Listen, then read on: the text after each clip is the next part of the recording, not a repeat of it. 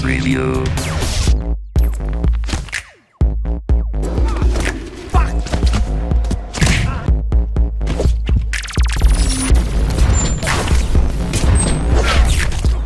Hitman Absolution is obscene and beautiful.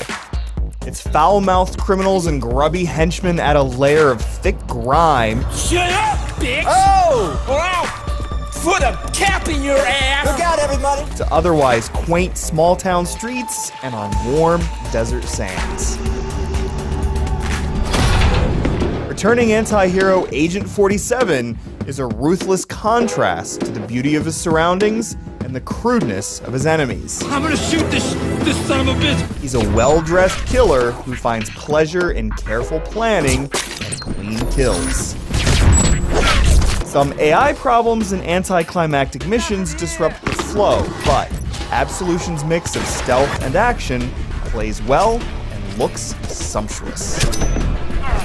Best missions immerse you in Hitman Absolution's twisted form of Americana. The characters that inhabit this world are uniformly disgusting. You may even see 47's initial actions as hard to witness. His first contract is to assassinate his former handler at the agency, Diana Burnwood, who is apparently gone rogue. Her last wish is you watch her perish by your own hand, that you protect a girl named Victoria, and in turn, be branded as a traitor. I think the asset's gone AWOL. Your main roadblock is a snarling misanthrope with a down-home drawl named Blake Dexter. Every word that oozes out of his mouth is pure poison. But this is a fucking yeehaw! Though the human stains that assist him are hardly less obnoxious. The crudeness can become overbearing, and you get the sense that the game is trying too hard to be edgy sometimes. Some raunchy events and characterizations are successful, however, often because they're steeped in dark humor. This sequel embraces the mechanics of previous Hitman games in ways that matter most. You enter a level with an objective, and you can accomplish it in any number of ways. The most satisfying method is to sneak about, choking enemies from behind or diverting their attention by throwing a brick or some other object. As in most stealth games, you want to remove any bodies you leave behind, lest your victim's cronies come sniffing around. And if you need to blend in, you can wear your victim's clothes as a disguise. All sorts of objects are scattered around for you to use. Gasoline canisters, proximity mines, and so forth. You move through each environment, poking around to see what tools the level might offer for the most quiet or most interesting kill. There is great satisfaction in coming across a sniper rifle and landing a sequence of headshots from a window above a crowd. Then you notice all those lost chances to distract guards by triggering car alarms. All those disguises you never wore. And you'll probably be inspired to play the mission again. On default difficulty, getting caught isn't a big deal. You approach the action as you would in a cover shooter, crouching behind obstacles, then popping out to fire a few shots. It's possible to be overwhelmed by sheer numbers if you're careless. Should this happen, you can perform point shooting, which allows you to slow down time, mark your victims, and then fire a succession of bullets with a single button press. Point shooting is visually stimulating.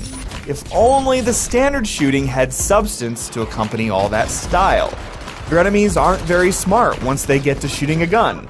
All too often, they just waste countless rounds trying to shoot through doors when they have no line of sight, or run directly past you towards some cover location. This doltish behavior takes the bite out of the direct approach. An instinct meter governs when you can point shoot. Instinct also allows you to scan your surroundings and pinpoint enemy locations, interactive objects, and points of interest. But with point shots, instinct, and tepid AI, Hitman Absolution isn't that challenging on standard difficulty. If you're a series veteran, you'll absolutely wish to try the more challenging difficulty levels. It's too bad that not all the missions embrace the sense of freedom. Several key assassinations arbitrarily force you into slow-motion point shooting. These are disappointing moments that require no skill and deliver no tension. A few other levels have you escaping from a burning building and avoiding helicopter fire, for example. They could have been cool, but they too leave behind what the game does best and focus on a more linear progression. There's another way to play Hitman Absolution, through player-created contracts.